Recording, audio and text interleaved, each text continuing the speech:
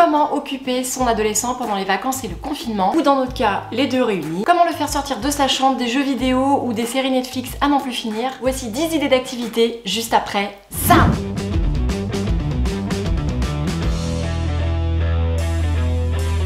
Bonjour, moi c'est Noël Peléton, bienvenue sur ma chaîne pour comprendre vos adolescents ou les adolescents qui vous entourent, les aider à développer tout leur potentiel et accessoirement à avoir une famille unie et sereine. Quoi? Attends, quoi là? T'es pas encore abonné? Mais qu'est-ce que t'attends? Allez là, c'est parti! Alors oui, c'est encore le confinement avec les vacances à la maison et le risque c'est de voir vos ados comme ça, scotchés dans leur chambre, sur leur écran. Mais ça, c'était avant cette vidéo. Moi perso, j'ai un petit coup de cœur pour la 7ème, mais vous me direz ce que vous en pensez. Alors c'est parti avec cette première activité, faire des balades à vélo, à pied, en roller. Si vous avez la chance d'habiter en pleine nature, alors allez-y sans plus tarder. Vous y trouverez sûrement des bosses, des parcours pour vous amuser. Si vous habitez en ville, faites-vous une balade avec comptage de pas, il y a des applications pour ça, ou même des applications de géocaching. Géo quoi? Vous savez, c'est cette chasse au trésor ou aux énigmes qu'on fait dans une ville avec son application. C'est très sympa, vous trouverez toutes les infos sur le net. Deuxième activité, de la musique. Alors derrière le mot musique, je mets deux sortes d'activités. Le fait d'en écouter et de découvrir de nouveaux artistes. Le mieux, c'est effectivement de partager ça en famille, dans le salon, dans des pièces de vie, afin que vous puissiez en discuter. C'est comme ça qu'avec mon ado, j'ai découvert des rappeurs où les textes sont vraiment profonds et c'est vraiment sympa. Et deux, j'entends par musique le fait de jouer d'un instrument de musique et ça donne ça.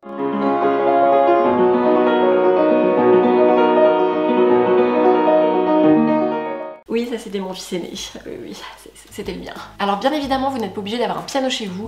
Votre enfant peut commencer par exemple avec une guitare, il y en a à partir de 40 €, que ce soit sur le net ou sur le bon coin. Et il y a des super tutos YouTube, les ados savent très bien faire ça, pour commencer à apprendre un instrument. Si vous avez la chance d'avoir un piano mais que votre ado n'y joue pas, et bien qu'à cela ne tienne, quand vous avez votre ado près de vous, mettez-vous, vous, au piano. Ouais, vous m'avez bien entendu, vous vous y mettez, même si vous savez pas jouer, c'est pas grave, vous commencez à pianoter, et puis si vous faites des erreurs, c'est là où ça va peut-être pousser votre ado à venir vous rejoindre et à faire des erreurs ensemble. Pour la petite histoire, c'est comme ça que ça a débuté il y a 2 ou 3 ans avec mon fils. Je me suis mis au piano alors que je savais pas jouer et en 2 ou 3 ans, complètement autodidacte, avec des tutos sur internet, ça donne ça.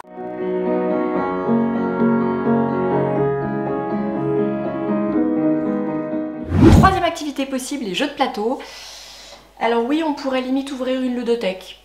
Oui, je pense. Et encore, tout n'est pas là, hein. Non, j'ai pas tout descendu. Hein. Parmi ces jeux qui sont super pour des ados, vous avez des jeux qui peuvent se jouer seuls. C'est le cas par exemple de Sight, qui est un jeu exceptionnel. Alors oui, ça coûte un petit peu de sous, mais franchement, les décors sont juste magnifiques. Alors Sight, c'est pas forcément le jeu le plus simple quand on débute. Pour débuter, vous avez Zombicide, qui est bien plus adapté. Celui-ci, il est vraiment top, les ados adorent. Ils peuvent même mettre l'application du jeu où il y a une petite musique d'ambiance qui les guide dans leur partie. Et au moins, c'est ambiance jeu vidéo, mais sur un jeu de plateau où on quitte un peu les écrans. Ensuite, un petit jeu tout marrant, c'est The Mind. La partie elle est hyper rapide, ça peut se jouer à partir de 2, donc ça c'est chouette. Je vous lis le dos, en gros comment coopérer quand on ne peut communiquer d'aucune manière, puisqu'en fait on n'a pas le droit de parler dans ce jeu, juste d'échanger des regards, des petits gestes.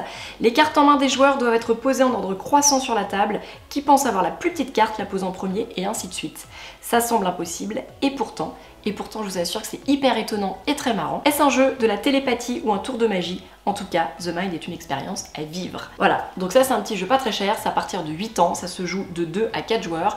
Je peux vous assurer qu'on a fait des parties même avec des adultes. Après, si vous voulez rester dans le ton, vous avez Pandémie, où le destin de l'humanité est entièrement entre vos mains. Ouais, c'est un peu d'actualité quand même, hein. On va peut-être éviter, enfin je sais pas, c'est vous qui voyez. Quatrième activité, la cuisine. On l'oublie trop souvent, mais beaucoup d'ados aiment cuisiner, que ce soit des plats salés ou sucrés. Et même s'il n'a jamais testé des expériences culinaires, eh bien c'est le moment d'essayer et de débuter. Et là-dessus, vous pouvez rajouter de la musique et vous avez le combo gagné. Cinquième activité, ok, celle-là vous allez peut-être grincer des dents, c'est la lecture. Mais avez-vous essayé les livres audio? Il y en a tous les styles en fait, des livres de films, des autobiographies, des livres de science-fiction. Franchement, ça en convertit plus d'un. Et ça permet à l'ado de lire, soit en se reposant, soit effectivement en faisant autre chose, comme la cuisine ou une balade.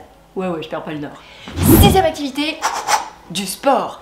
Pas comme ma première activité avec mes balades, hein. Non, du vrai sport. Genre de la musculation, du gainage, du footing. Si vous avez la chance d'avoir une table de ping-pong, ressortez-la. C'est gratuit et en fait, il y a plein d'idées. Et après, votre fifi peut éventuellement se faire un petit masque, un petit bain, du vernis, bref, un petit moment cocooning. Septième activité, mon petit côté coup de cœur, les Warhammer. Les Warhammer, ce sont des petites figurines, comme ça, que vous achetez. Alors ça fait très personnage de science-fiction. Et en fait, l'idée, c'est d'avoir plusieurs unités de combat afin d'organiser des combats. C'est un jeu de stratégie. Quand vous les achetez, eh bien, ça ressemble à ça. Et c'est effectivement à l'ado de tout monter. Et puis après, ce que je trouve super, c'est de les peindre petit à petit, comme là. Là à gauche, vous avez une figurine qui n'est pas encore peinte. Et puis après, effectivement, vous avez la figurine où il y a tous les petits détails. Donc c'est vraiment un jeu de patience et c'est vraiment super chouette. Les Warhammer, c'est avant tout un jeu de stratégie. Ça se joue avec des dés, il y a des calculs à faire. C'est vraiment assez chouette. Et si vous voulez aller beaucoup plus loin, il y a même des décors comme vous voyez à l'écran. Voilà, on peut aller très très loin dans les Warhammer. Pour débuter, vous avez des packs qui sont préorganisés en équipe. Ça commence à 30 €, ensuite ça monte à 70, puis 120. À 120, vous avez vraiment voilà, beaucoup de personnages, des décors. Vous pouvez vraiment bien jouer.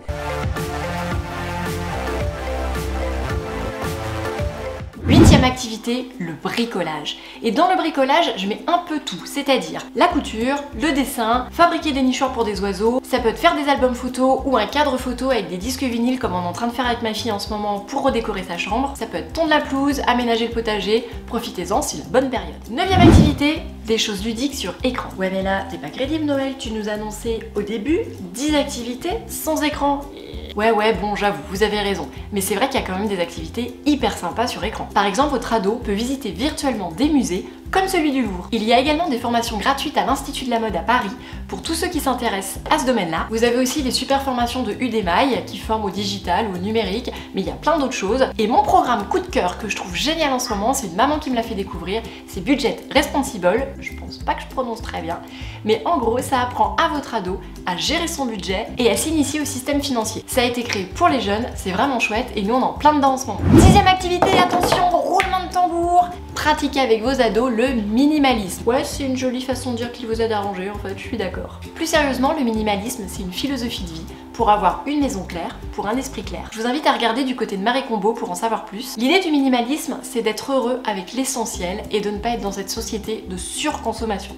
C'est plutôt un chouette truc à transmettre à ses ados, non? Oui, alors ok Noël, t'es bien gentil, mais c'est quoi le lien avec le thème de la vidéo là? Eh bien si, puisque ma 10e idée de proposition d'activité, c'est justement de trier et de ranger avec vos ados. Qu'ils puissent trier ses fringues, ses jouets dont il ne se sert plus, de plier son linge d'une certaine façon. Par exemple, ma fille a utilisé la façon de Marie Combeau pour plier ses vêtements, et c'est beaucoup plus agréable et plus simple pour elle pour le matin. Je vous montre ça? Vous voyez, au moins on peut voir chaque t-shirt, la tranche est bien mise et au moins tout est clair. Pratiquer le minimalisme pendant le confinement, ça permettra à toute la famille de se sentir bien dans un intérieur zen. Donc si je résume ces 10 propositions, ça donne faire des balades, de la musique, des jeux de plateau, la cuisine, la lecture, le sport, les Warhammer, du bricolage, des choses ludiques sur écran, et enfin ma 10e proposition, pratiquer le minimalisme. Si vous pensez que cette vidéo peut intéresser d'autres parents ou même des grands-parents, n'hésitez pas à la partager. Si vous avez aimé, un petit like, ça serait super. Et moi j'ai super hâte de vous retrouver la semaine prochaine. Et en attendant, je vous fais des gros bisous. Ciao ciao!